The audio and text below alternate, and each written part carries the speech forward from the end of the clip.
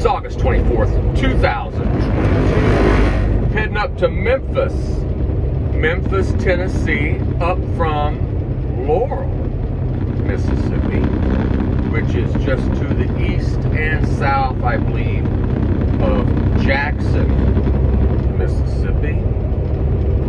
So the load I'm taking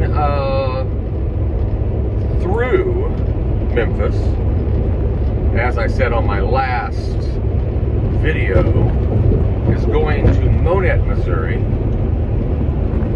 They're going to make dog food out of it. Okay, so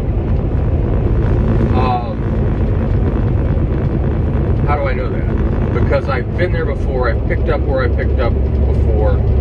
I've delivered the same product to where I'm going to be delivering again. I think one way to be successful as a company in this business is to be on the board. Now by that I don't mean board of administrators or a board of financial decision makers. By that I mean by being one of the companies that a company can depend on to move their freight.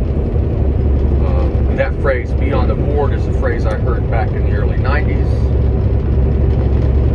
when I worked for a company called Rising Phoenix, which originally was a company called Rising Fast. Then it became Rising Phoenix. Then it became New Rising Phoenix. It's no longer in operation at this point.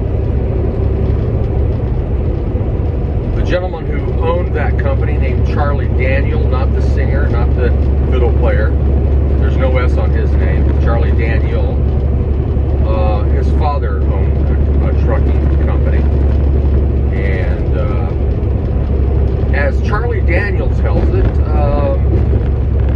Charlie Daniel is responsible for 53-foot trailers becoming the norm. Prior to that, 48-foot trailers were the norm. Charlie would go down south. He probably went down south himself, but his trucks would go down south. They would get tickets and citations, and for having an over-length trailer.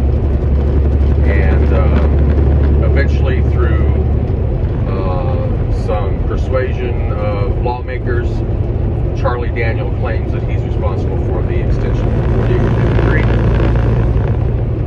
He originally had a carpet moving company. That's how he got established. He was a pretty ruthless individual. I don't know if he's still alive or not. He described himself to me in some very unflattering terms. I will not even say it on this video.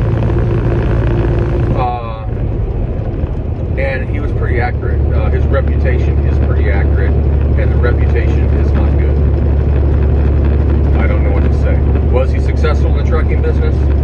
While he was in it, he was. But, so, I mentioned that because that's where that phrase, on the board. In other words, let's just take Baldor Motors. They make electric motors. They ship things, when I worked for Rising Phoenix, out of everywhere actually. They would ship motors from Fort Smith, Arkansas, way up into Seattle. I would take those motors from Fort Smith way up into Seattle. Sometimes even further. Anyway, sometimes to the Bay Area, Hayward, California. Baldor Motors was a good way to get west. And then Rising Phoenix and New Rising Phoenix, once they were out there, they would pick up produce, sometimes multiple pickups, and take it to Schnucks, which is a grocery chain in St. Louis. That was the money maker. Yeah, that's the point I'm making. I sort of stumbled upon the fact that I'm making a point here. That point is, he was on the board for Baldor. and he was on the board for Schnucks.